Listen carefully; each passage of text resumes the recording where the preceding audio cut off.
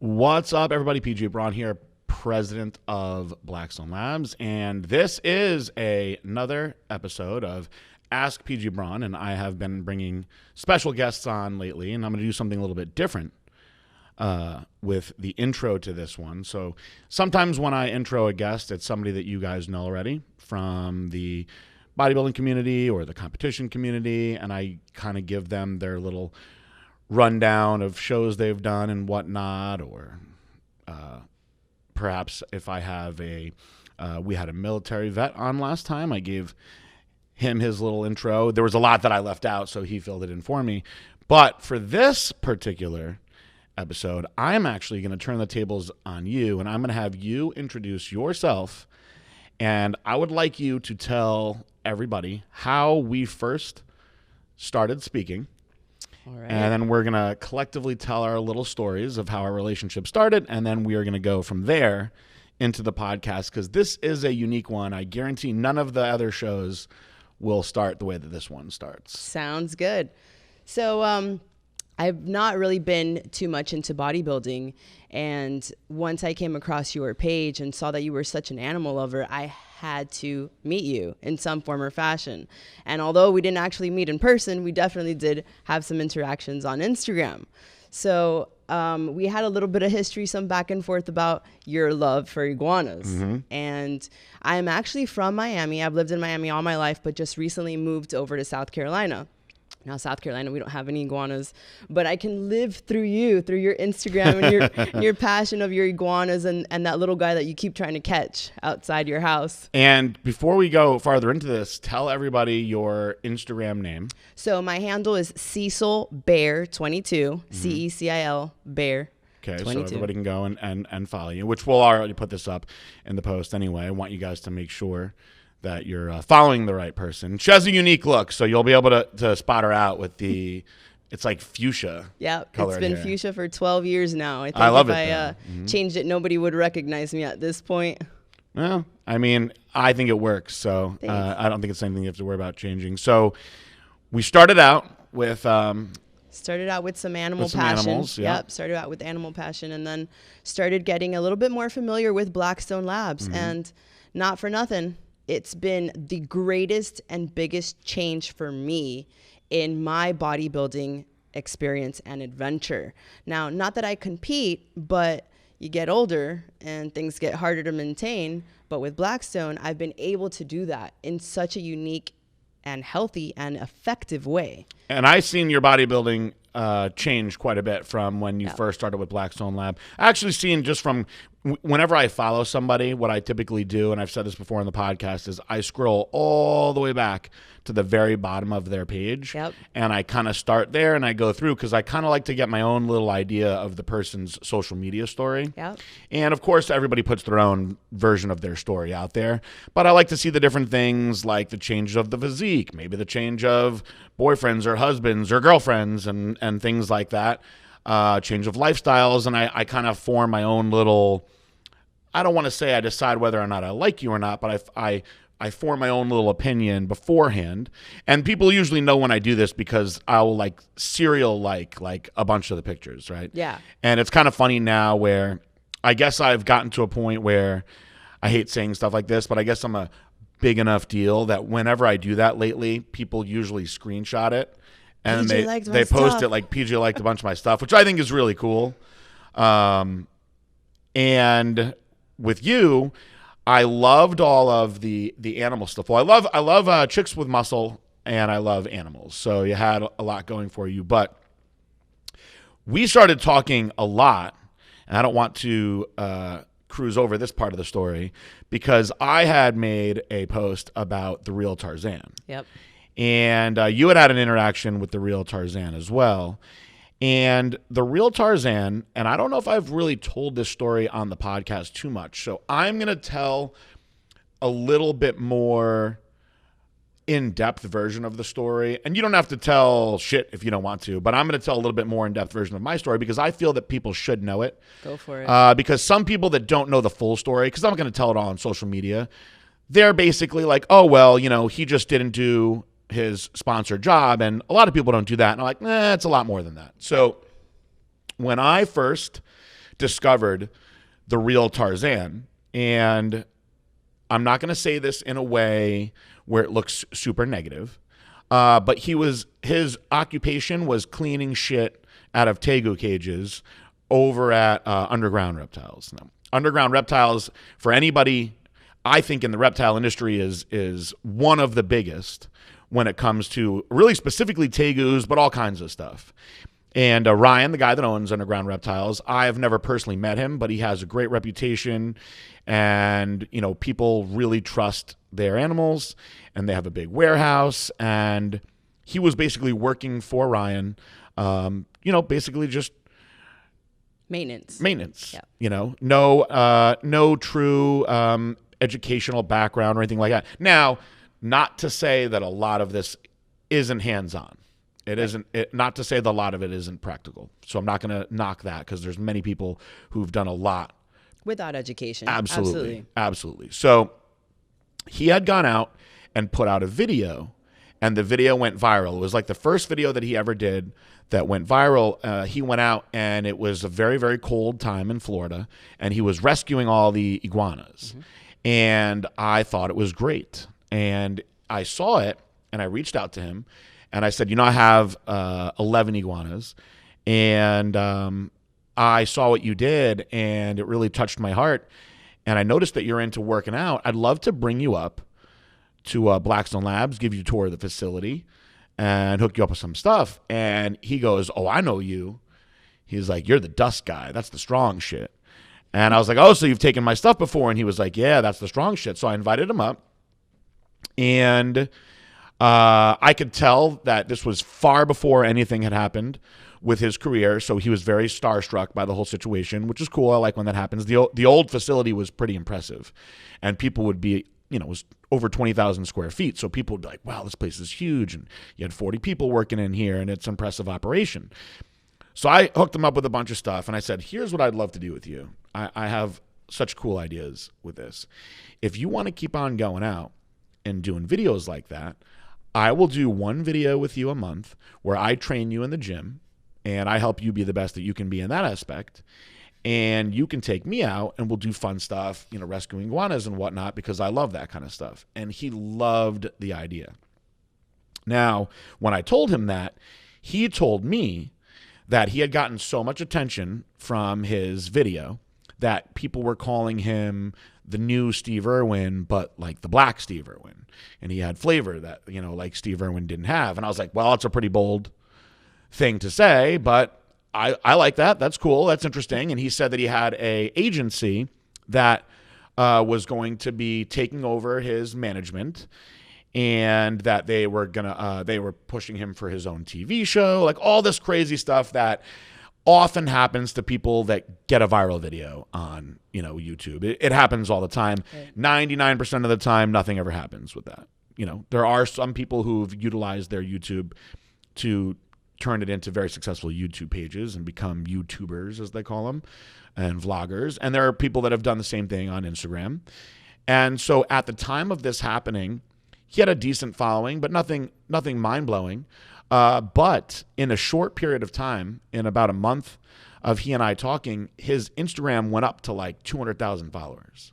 So it shot up like 150,000 followers overnight. Yeah, he grew really fast. It was amazing. So you had all these people in the reptile industry that were like, "Oh, he's obviously buying his followers." And I was like, "I don't think so, man. I think that so many people saw that iguana video. I mean, I saw it.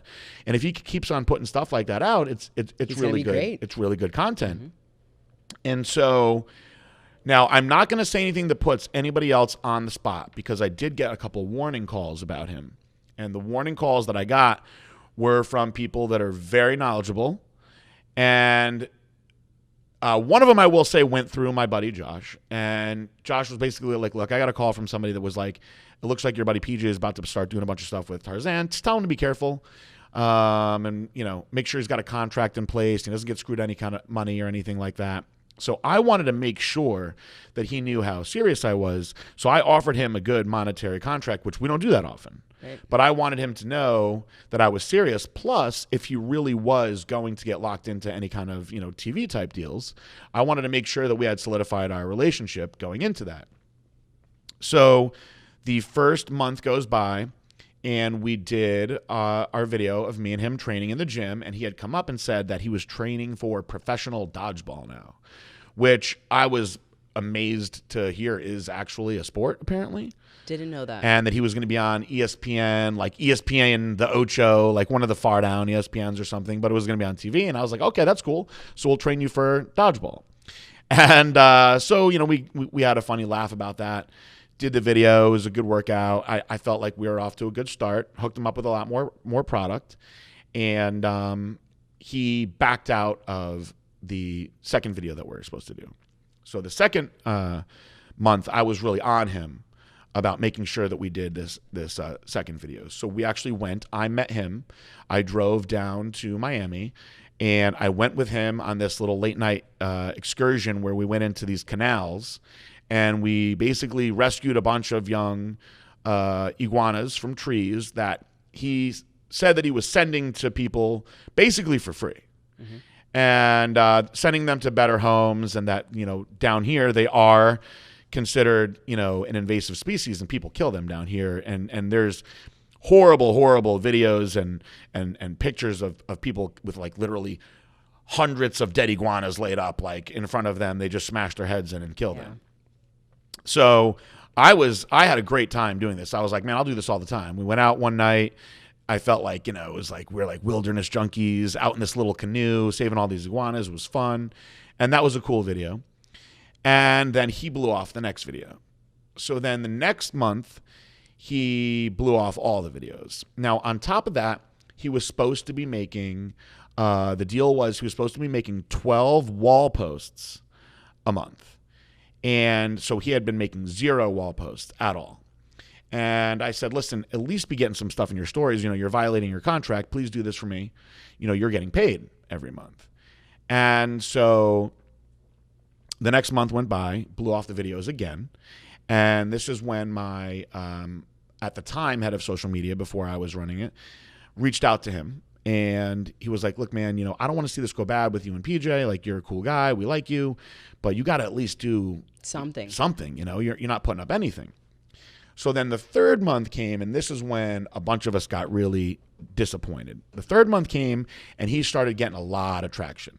And he's getting a lot of views on social media. And all of a sudden, he's like doing some Ciroc videos with like P. Diddy.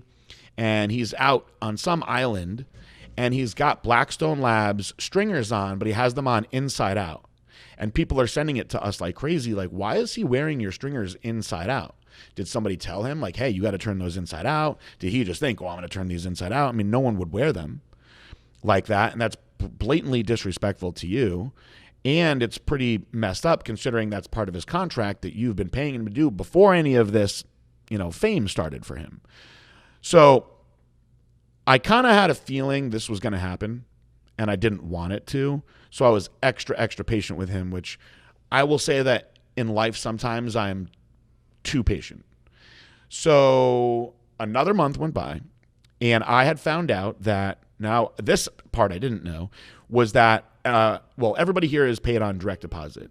And he told the bookkeeping that he could not be set up on direct deposit, that he wanted a physical check that he came to get every month. So he was actually coming up and getting a physical check every month.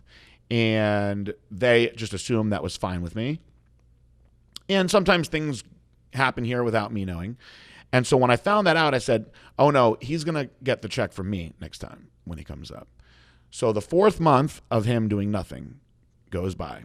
And at this month, and I'm just going to throw the number out because people are going to be really upset to hear this. It is what it is. I've had some reptile people reach out to me and say, man, I would have killed for a deal half as good as that. But he was getting paid $2,000 a month, and all he had to do was the 2 videos and the wall posts, right? So he had at this point done no wall posts and just those videos from the very beginning, but still made sure to drive here to collect his check. Without doing the work. So he was told by bookkeeping, I won't have a check for you.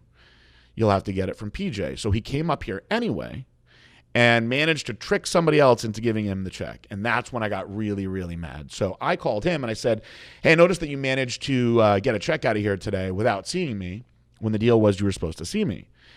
And he was like, well, I was in a rush and I don't know where you were. And we're cool. We're cool.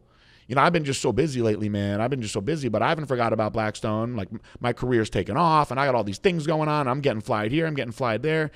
And I said, yeah, that's great. But, you know, all of these people that are blowing up like you, they still have time to do their sponsorship, you know, obligations for whether it be Pepsi, Nike, whoever. And I see you doing all kinds of stuff now. I see you do stuff for sneakers. I see you doing the stuff for Ciroc Vodka. And he's like, yeah, it's so cool, right? I'm glad that you saw that. Don't worry, I'll tell all these people that PJ's my boy. And I said, well, if I was your boy, you wouldn't steal from your boy, right? And he goes, no, never. And I said, because it kind of feels like you're stealing from me. And he goes, no, I would never do that to you, P. You know, you gave me my first chance. And I said, well, why are you coming here and picking up checks when I'm not here? How have you found out a way to do it without me knowing each time? And I'm really mad because this last one where I said that you had to get it from me, you managed to find somebody that didn't know that, and they got you a check. And I came after you were gone, and you hightailed out of here before you had to speak to me face to face. That feels like stealing. Yeah. And he was like, oh, no, I was just in a rush, and they said that you were busy. And I said, no, I think you're playing stupid with me now because I said you were going to get the check from me. So would you steal from your friend? And he goes, no, man, I don't like you saying that. And I go, well, that's what you do. So I'll tell you right now, I'm going to give you a chance to do your posts this month. And I really, really suggest that you do them. Because if you don't, then we're going to have a problem. And then I'm going to get the attorney involved. And you're going to see what happens in real business when contracts are violated. And he's like, that won't happen. Sure enough, not only did he do nothing again, but there were more posts with the shirts on inside out. And now at this point, everybody in the office is looking for them. So he had done it like 3 times. And they're like, why is he going through the trouble to doing that? That's so bizarre. So at this point, it was hard to take it as anything more than blatant disrespect. So this time I wasn't so nice when I reached out to him. And I let him know. I said, listen, here's the deal. Now, if I see you, you better watch out. Because I don't care about getting arrested. This is before my indictment, by the way, and now I can't talk like this or say anything like this. The last thing I'm going to do is go and put my hands on anybody, so let this be known. This is an old conversation. I said, when I see you, I'm going to slap you in the fucking face and teach you a lesson in respect. And he was like, well, just so you know, I would only say the nicest things about you, and I'm very sorry that you wanted to go that way, and it's a shame. And he tried to be super, super nice about it. And I go, yeah, we'll see what happens when we see each other. And I just left it at that.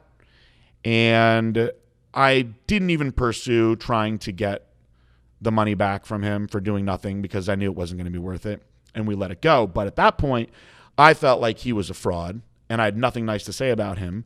And at that point, I see people raving about what an amazing guy he is. And I'm like, if they only knew what I just went through with him before all this happened, when I gave him a shot. And he was just cleaning Tegu poop. And I say it like that because it's kind of funny to me, but realistically, that is basically what he was doing. So all of a sudden, he was too good for me because he had skipped over me to, you know, Will Smith or whoever else wanted to give him attention because he's the quote-unquote Black Steve Irwin now.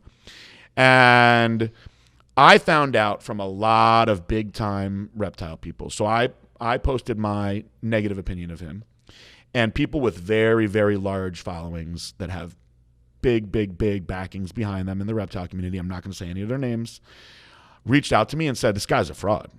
And many of the things that he does are in front of other people's stuff. He goes down to prehistoric reptiles quite a bit, does videos with his stuff. He's kind of using other people that have already made it to get himself established more. And he's like walking all over people. And I had found out that at Daytona, there's a big event in Daytona, so he showed up there with like an entourage of people and like camera people all around him. I was there. And I was told by people that he acted like he was like a big celebrity at this event. He was a reptile god. Yeah. Yeah. And there were people that were like, hey, do you mind if I get a picture with you? And he would make a mockery of the whole situation. Like, oh, you want a reptile picture with the reptile god himself, with the real Tarzan? Of course, let's get the camera crew over here, and make like a giant spectacle out of it when the person was just wanting a quick picture.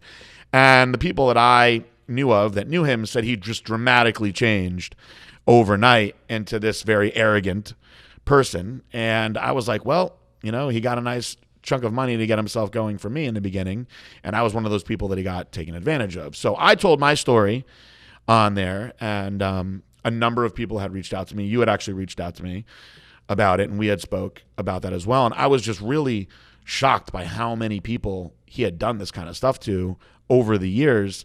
And now I'm waiting for it to run out. When you see something happen like that to somebody who doesn't deserve it, I always wish people success, but when it's somebody that's done negative things like that or screwed people over, those are the people that I do wish to see fall from grace. And I'm not one that wants to see that happen really, really often at all.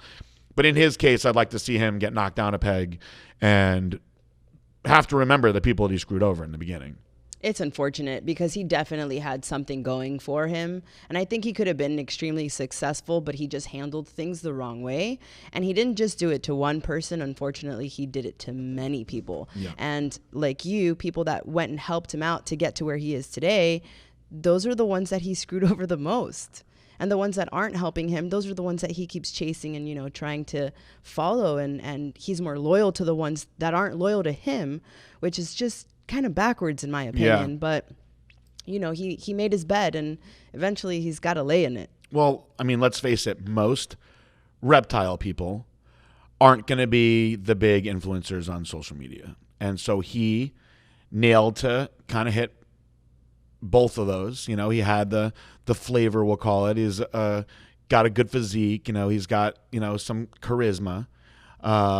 Plus, he worked his whole Black Steve Irwin angle really aggressively. So you got people like Dan Blazarian with millions of followers wanting to do videos with this guy. And he's been loyal to the followers and not loyal to the reptile people who are going to be less known. Yeah. But the reptile community is a very tight community, and everybody seems to know everybody. And I think that he's burned about as many bridges as he could burn. So, unfortunately, we started out talking over a negative situation like that, but it turned into all positive stuff after that. And I had suggested that you join the Legion, and I actually said I wanted to make some recommendations on some products that you took. And now we've become buddies, and we talk a lot. Your progress has been amazing, and I wanted to get you on here because your story is very cool in the sense that you have military in your life, but you also have serious animal stuff in your life. And by serious animal stuff, you're an animal trainer. Yep, that's right. So how does the military and animal, how does it all tie in together? So military is actually my husband. He's active duty. Being a military spouse is not an easy task. Nobody tells you how difficult that actually is. There's ups and downs, but there's a lot of distance between the relationship because of things like that. But that's where my gym stuff comes in. It keeps me motivated. I get to do a lot of stuff. But it also is you become very determined in what your goals are. And it's almost like you have something to prove. So how old were you guys when you got married? It's been almost 2 years now. But you dated, he was already in the military, obviously. He was not in the military, actually. Okay. That was a venture that we took together. And he decided to go infantry, airborne infantry. Yeah. So how long is he gone for? Most of the time he's gone. Sometimes he can come and visit down at Myrtle Beach because he's stationed at Fort Bragg. Okay. So it's kind of nice, but every now and then the military gets really weird and they have these weird holds, and maybe you're deploying and maybe you're not. So that's the non-fun part. And where does he go? It all depends. Sometimes their units can go all over the world. Some of them are in Africa. Some of them are in Afghanistan. It just really depends on what's needed at the time. And how often are you able to talk to him? I can talk to him all the time. Unless they're on some kind of like weird training thing where there's no cell phones and no outside communication, but usually I can talk to him pretty often. And how often will you go through periods of time of not seeing him? Sometimes it's months, sometimes it's weeks, but usually it's on the weekends. He can come down and he hangs out with the tigers and stuff, and we get to go swimming with them, and that's really fun, but sometimes it's hard. Were you doing the animal stuff before you guys got married? Yes. So I've actually been working with animals for 15 plus years. I actually started with snakes, reptiles. I didn't realize that I was a reptile girl until not too long ago, that everyone was like, you always have reptiles. You've literally always had reptiles. And it's true, whether it's snakes, iguanas, dragons, whatever it is. But if you started with snakes, how did you not realize that you were like a snake girl?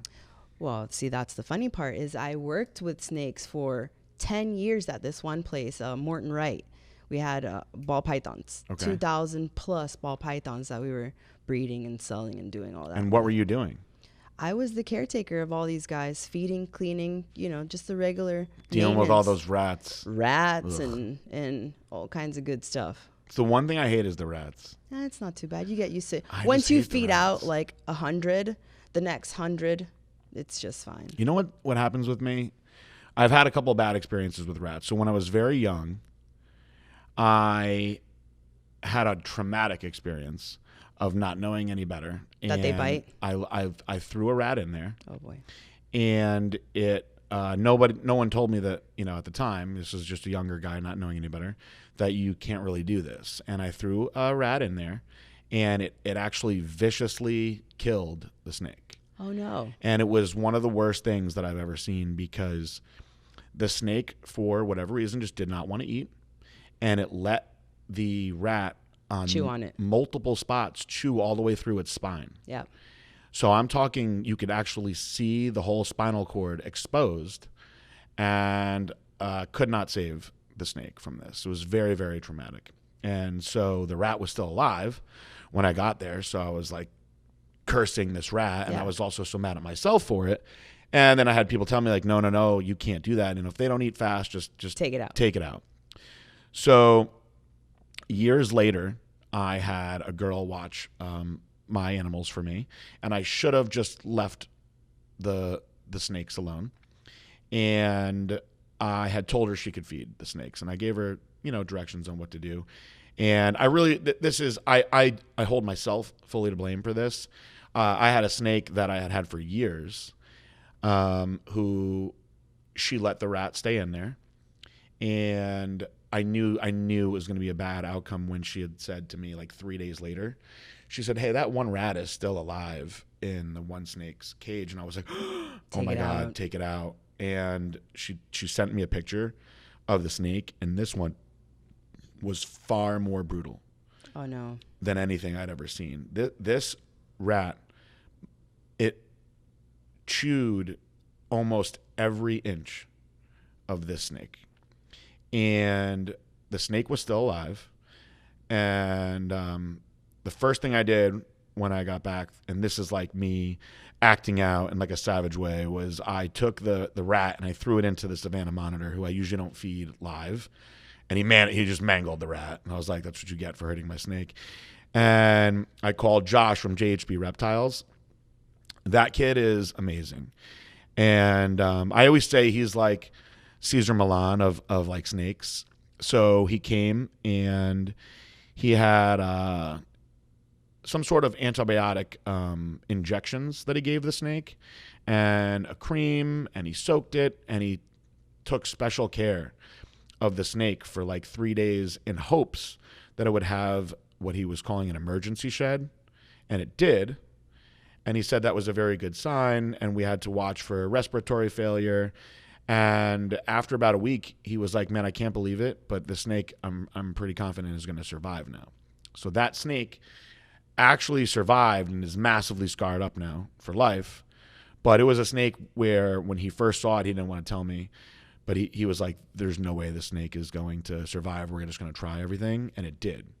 And so after that, I was so mad at myself, where I now know snakes can go a while without eating. I don't need anybody to try to feed the snakes for me. I'll just feed them myself. Yeah. And I even had Josh on certain circumstances where we were moving warehouses, take a bunch of my stuff for literally a couple months at a time. Take care of them. Take care of them for me. But because of that, I have a really like negative opinion of rats. My rats killed one of my snakes and really, really injured another one. And I'll tell you guys, rats are fucking gross in the sense that if you leave them alone with each other, I've seen them eat each other. They kill each other. They're gross. awful.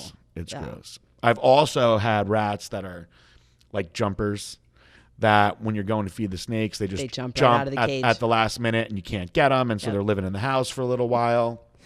Unfortunately, I've experienced that way too many times. Yep. It's like, I just don't like the rats. It's funny because as much as I love animals, I just don't like rats. Yeah. But you know, I deal with my basic stuff. You started with snakes. You deal with all kinds of stuff. So you went from snakes to what? I went to primates. Hoofstock has always been something in my life, breeding horses or, buying and selling training horses, but that's kind of boring. I went to primates, and I worked with primates for 5 years, and that's anything from your regular monkeys and Java macaques to gorillas and orangutans and mandrills, Diana monkeys, you name it. And how the hell did you get into that? So I was looking for a part-time job. I didn't want anything too serious in this place. I just wanted a side gig, play with some animals. And I hand him over my resume, talk to the director of the place, and tell him, just want, a part-time weekend gig. And he's like, yeah, there's no way. We want you full-time. So eventually I became that one person that just fills every position because Joe's out sick or Chris quit and won't come back in, and just integrated myself into this park and became the primate expert, so to speak. I loved primates. It just became my whole new passion. But at one point, I kind of felt like I plateaued.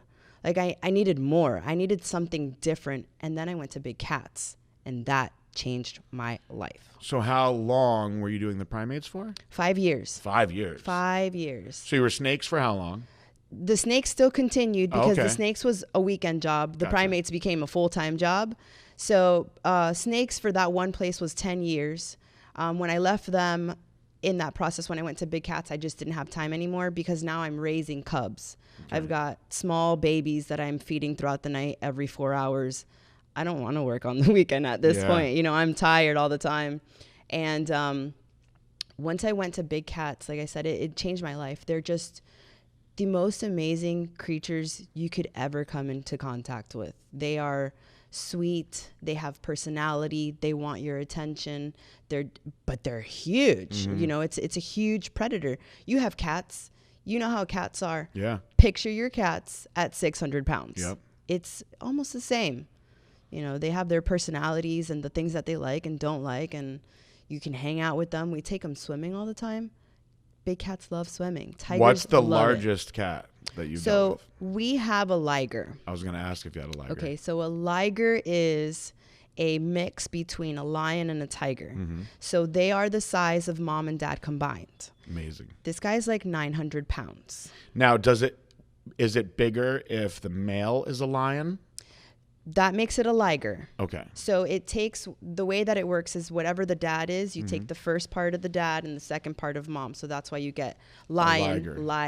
So if the tiger is a dad, what is that? It's called a tigon. A tigon. And it's actually really small. Really? Yes. So to get a little scientific, the male lion and the female tiger lack the growth inhibitor gene.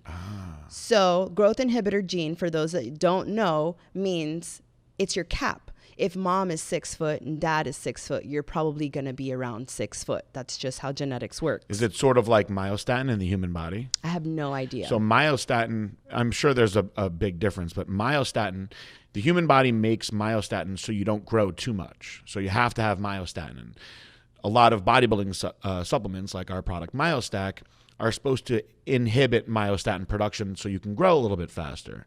And there are these cows called Belgian Blue. Yes, I've seen them. And they're the double muscle, just massive, massive cows that are myostatin null. So they just keep growing. The muscles just keep growing. Now, in theory, in a human, if your muscles kept growing uncontrollably like that, you would eventually die. So if there is no cap for the cats, can they just keep on growing forever? So it starts to slow down as they get older, but around 8 years old, they're probably around the size that they're going to be. And then it's just really, really small adjustments here and there that you probably won't ever notice. But at around 8 years old, you're pretty much a full-grown liger. Is it dangerous for them? It's not. They're actually really healthy. It's kind of like a Great Dane. It's just big, Yep. but their life is pretty much the same as a regular big cat. What is the life expectancy of a lion, tiger, liger? So it depends. In captivity, it's always going to be either double or a little bit longer than it would be in the wild. But we had a tiger live up to 26. Wow. Yeah, which is pretty old for a big cat. I think that's old for any cat. Yeah. We had a cat live to 24. That's pretty amazing. Yeah, it was my whole childhood and everything. And then one day, I've talked to a lot of people whose cats do this. One day, he decided that he was just going to go outside, and he went on a little journey, and he never came back. Yeah, he knew. Yep. My brother was really, really sad, but I told my brother he just didn't want to die in front of you. Probably not. Yeah. That's a long time. Yeah. So the 900-pound liger. Yep. To put that into perspective, if you go to the zoo and you see a big lion, for instance. Okay. What are we talking about pounds there? 500. Oh, so it's like maybe 600. Almost twice as big. Yeah. Are they taller? They're very tall. And the temperament is what? So they're actually really cool because they have both temperaments of a lion and a tiger. So a lion is real ballsy. He wants to go out and kill things. He wants to be the king of the jungle. Where your tiger is more laid back, it's kind of skittish of things, He doesn't always want to do something, but he'll do something if he's got his friends with him. So putting that together, you have a laid back, sometimes ballsy cat. That's cool. Yeah. I like that. It's the best of both worlds. And how small is the Tigon? I'm not sure. I've never actually seen one in person. What I have heard is that they're actually not healthy. Oh. They have some medical issues. I'm not sure what they are, but we don't have any of those. So is it frowned upon to be breeding those? I would assume so. I know that double hybrids are definitely frowned upon. Is it hard to breed them anyway? So you can't artificially inseminate big cats. They actually have to breed in order to go into a cycle. They have to breed. So if your lion doesn't like your tiger, it's never going to work. But they're setting it up, right? Well, if you raise a lion and a tiger together, it's not 100% that they're going to breed no matter what. There has to be their own chemistry. There has to be their own understanding of what's going on, and they have to want to breed. Out of curiosity, do you know of around about how many ligers there are out there? I don't even think anybody really knows what the number is. I assume it's not that many though, right? It probably is not that many. Do you know who the first one was? I don't. See, this is good trivia for the future. See, our listeners will find this data out for us. They'll probably find out where the Tigons are too now and let us know, Yeah. There's a really unhealthy one here, which will make us sad. Yeah, I've seen all of your big cat pictures, and I was curious of which one was your favorite out of all of the different kinds of species of cats that you've got to work with. Tigers. Tigers?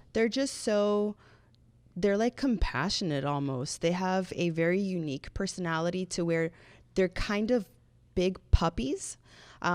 They're affectionate. They want to hang out with you. We raise our tigers from babies. We can interact with them with the moms because we've interacted with moms when mom was a baby.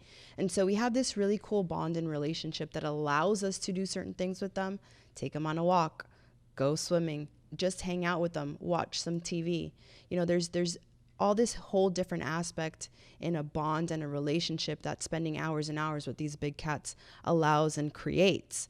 And when you go up to a tiger's pen and there's 15 tigers in this enclosure and you can pick one out and call it and it runs to you because it knows you and it wants to talk to you and it wants to see you, to me is so amazing. That is amazing. Yeah, it's mind-blowing. And they have different sounds that they make too. And they chuff at you. A chuffing is like a purr for a big cat, but they don't have the same vocal cords that a purr has to be able to provide that sound. So they chuff instead. And it's really cute when you have a 600-pound tiger in front of you that's chuffing. I'll have to go on YouTube and see if I can find any of those videos. Yeah, I'm sure we can find I was some. going to ask if they purr, so they don't. They don't purr. So the rule is if you roar, you don't purr. Gotcha. Yeah. Oh. What about, I've seen you with cheetahs. How do you like doing stuff with the cheetahs? They're amazing. Cheetahs are not like any other big cat, even though they're considered a big cat. They're real laid back. They're super social. They want to hang out with you. And the best thing is that they purr. Oh. Yeah. So I was told, now you may prove this to be bullshit. So when I first got down here and I was looking to really expand my animal collection. I was very interested in getting a serval, and I found out, unfortunately, you need like 3 acres of land for a serval. And I thought that was interesting because Stryker, the serval, who seems to live right in Miami, is in like an apartment. And that was the first serval that I was really watching on social media that I was like, oh, I want one of these. And I spoke to a person that breeds them. And this particular breeder wanted a very large amount of money. They wanted $10,000. Ouch. So Tarzan said he could probably get me a serval for like $5,000, but who knows where that one would have came from. Regardless, it's a big price difference. But he said there was certain paperwork that I would have had to go through. The land thing was an issue, but he also told me that the woman that got the servals could get me up to and as big as a cheetah. And so I reached out to the woman, and the woman explained to me, and I was always curious if this woman was just crazy or not, that a cheetah is the largest pet that you can keep domestic in captivity, that they get along with other cats. Anything bigger than that you can't do, but you can get permits to have a cheetah if you have X amount of land. And I was like, wow, that'd be really interesting. I don't know anybody else that has a cheetah. That would be pretty cool. So what I do know, and I don't know the whole answer to your question here, I'm not sure what the land is. Mm-hmm. Every state is different. I do know that there are permits. You 100% need a permit. However, the cheetah thing, I don't think most of that's true. Mm-hmm. It's incredibly hard to get cheetahs.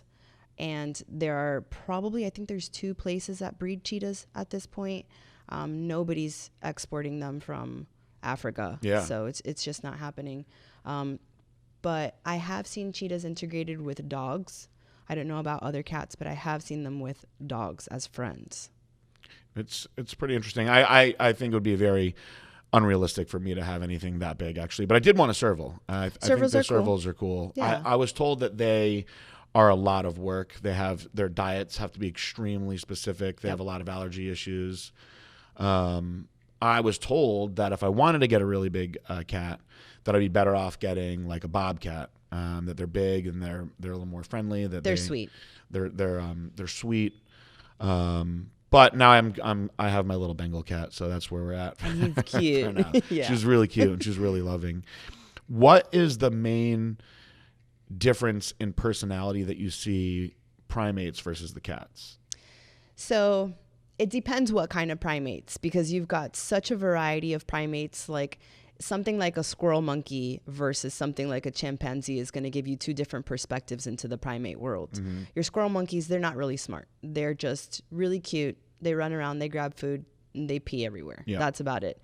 Where when you get into the chimpanzees, now you have a child. It's like a 6-year-old child. It's intelligent. It has its mannerisms towards you. It has a social structure. It knows certain things. It can grab a set of keys, learn which key opens what lock, and will open locks. That's cool. They're incredibly intelligent, and it's really interesting to see how they get along with each other. Aren't they considerably stronger than we are? They are. They're incredibly strong. So you have to be careful of them getting angry, right? Absolutely. Is that one of the main reasons why it's really not wise to try to keep these animals as pets? Because sometimes you hear these crazy stories of like the chimpanzees freaking out and like maiming somebody. Attacking somebody or something. The most important thing is that you have to have the experience. Mm-hmm. It's not something that you can just learn. I'm going to buy a chimpanzee and just go with it. Chances are it's going to end up pretty badly. You need the experience. You also need proper housing for it. Mm-hmm. Once a chimpanzee gets to a certain size, it's probably going to be uncomfortable for you and that chimpanzee to live in an apartment. Yeah, you know? That makes sense. It needs space. It needs to be a chimpanzee. It needs stimulant. It needs to be able to do things. And so I would say that the average person owning a chimpanzee is probably a really bad idea. Yeah.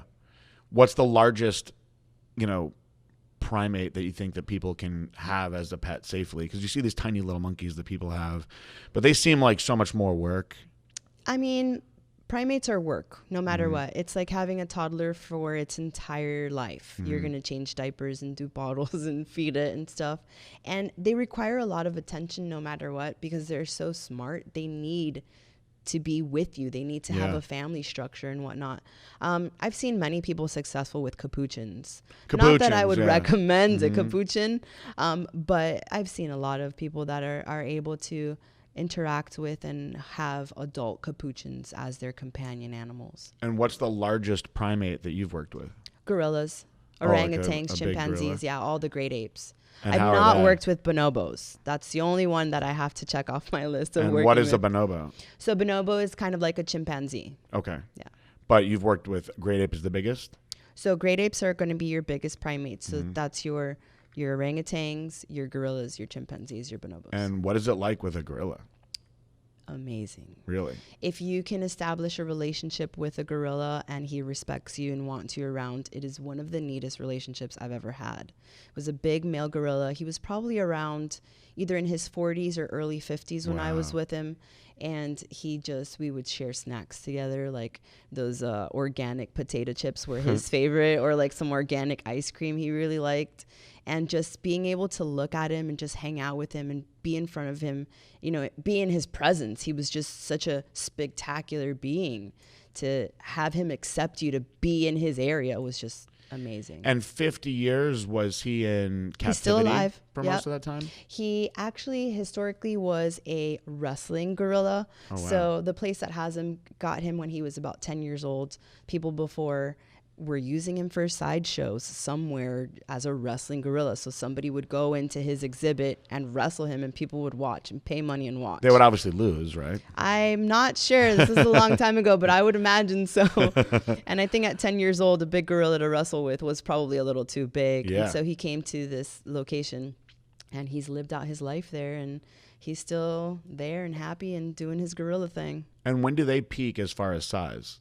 I have no idea, especially for the male silverbacks. I don't know when they become silverbacks. I'm not 100% sure. But is it more than 10 years? I would think so. So they just keep getting bigger and bigger. I would think so, yeah. I don't think that he would be a full size at 10. We had this debate here, a call center debate. Okay. And it was, you'd be probably the best knowledgeable to answer this, but we had a debate here on who would win between a king of the jungle lion and a silverback gorilla. That's tough. Okay. Here's the reason. Okay. Both super muscular, both with huge canines, but move in two completely different ways. So if you're a gorilla, you can go on 4 and 2, right?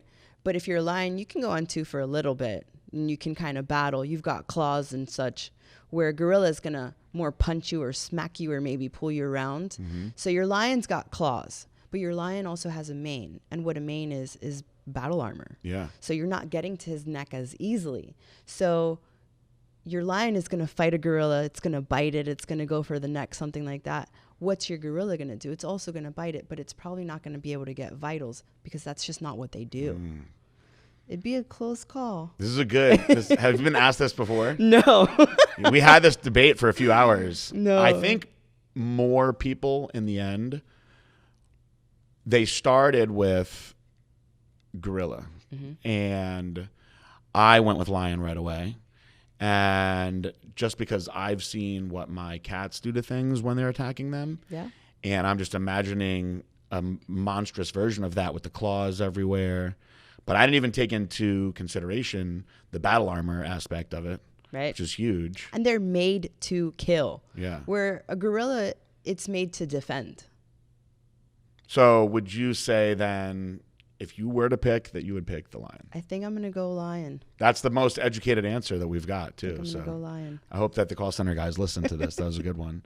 Now, this is a completely ridiculous question. This is another question that we've tossed around. I like to ask some of these silly questions to the guests now. The animal on this one has changed a few times. It's been a duck. It's been a horse. But would you rather, if you had a choice, if you had to defend your own life and you had to fight? I think I heard this one. You may have heard this one. You have two choices. Choice number one is you have to fight a duck the size of a horse, or you have to fight 100 duck-sized horses. So tiny little horses, but there's a lot of them. Mm-hmm. Who do you pick? I'm going for the duck. There's only one. But it's humongous. That's okay. It doesn't have teeth. It's not going to rip into you. Okay. It doesn't have talons. So they bite. Yeah, I've been bit by ducks before, but you're not bleeding. Horses, they bite. They kick. Even those little tiny ones? I mean, have you seen Jurassic Park? Yeah. Have you seen those little tiny dinosaurs? Yeah, I guess so. They mean business. Yeah. I guess I always strategize the fear factor of seeing a duck eye to eye like that would scare the shit out of me. It would probably be slightly intimidating, but I think I'm going to go for the duck.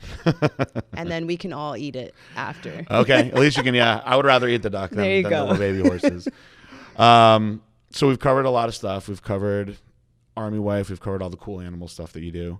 How is, before we close this out, how does your typical day look like? Because it sounds like you have like one of the most interesting days of anybody I know. So you wake up. The first thing I do is I'm feeding and cleaning animals, and that lasts for about 4 hours in the morning. Okay. My day-to-day is a little bit different depending on our season. Mm-hmm. Fortunately, right now we're closed, so we get a bunch of free time. We can take vacations and whatnot. So your day consists of about 4 hours in the morning. Then depending on what you're taking care of, and sometimes if someone's on vacation, I can, jump in for them. But typically it's just watering, going around, checking on everybody sometime in the afternoon. And then we usually do like a midnight run and do the same thing. Just check on everybody, make sure everything's okay, give them all water, and that's about it. That's and on when a do you regular get to get your workouts in? So sometime in between, like usually after the morning, I like to do some fasted cardio, and I usually get that done maybe around 12 o'clock, 1 o'clock. And as far as training goes, mm-hmm. what are your short and long-term goals as far as your physique? So as you mentioned before, and mm-hmm. I'm sure you can tell, it has completely changed. Yep. I went from let's see how big we can get and just bulk and get as big as I possibly can to, all right, let's slim down a little bit, get more into cardio, which I hate, but have now learned to love mm-hmm. because it has changed my body completely. So I think I want to go more towards the lean side, but still have muscle and still bulk a little bit, but a little bit cleaner than what I was doing before. Yeah, I mean, you still have a lot of muscle anyway. Yeah. You're quite muscular. Yeah. Do you find that having the extra muscle helps you with your job? You need it. Yeah. You need it. It's so physical.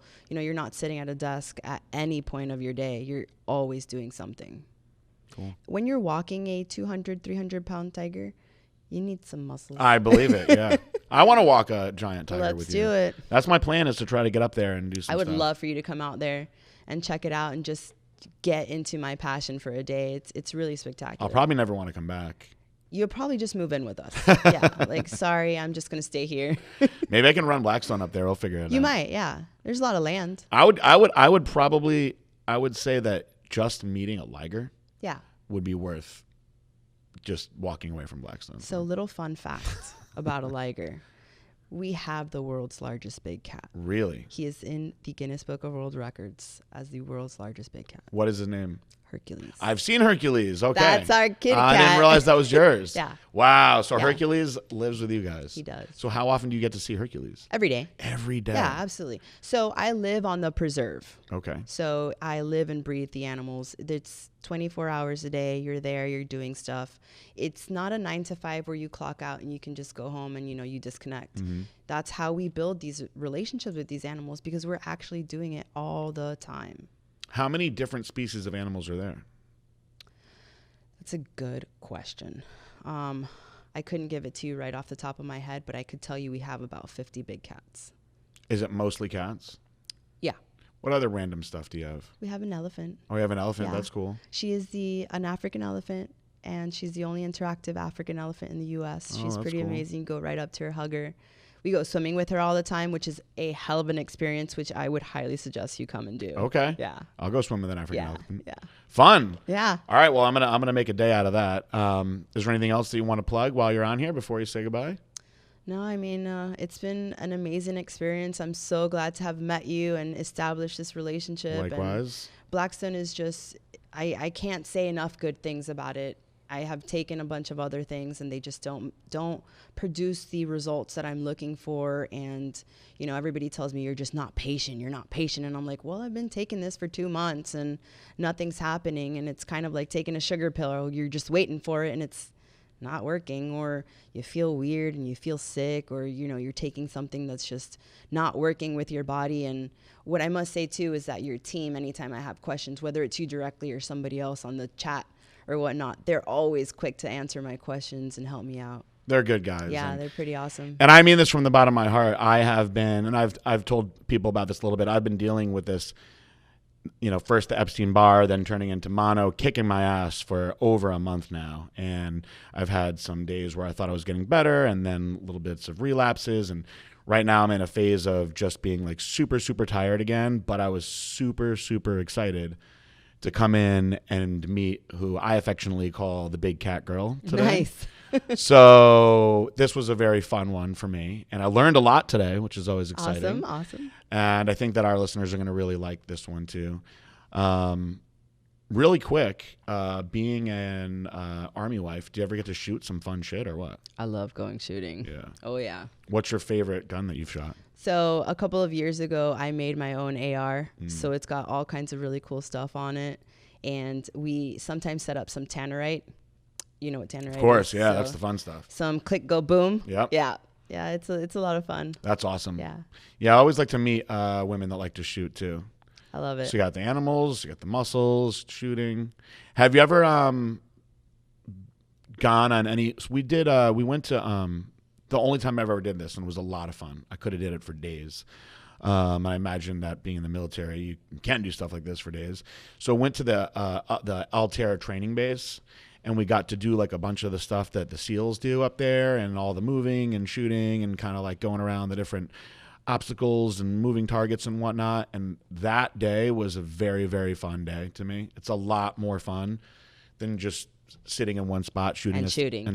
Yeah. Do you ever get to do stuff like that? I haven't yet, but I actually have been working hand in hand with a friend of mine that's putting on a special forces tactical training. Cool.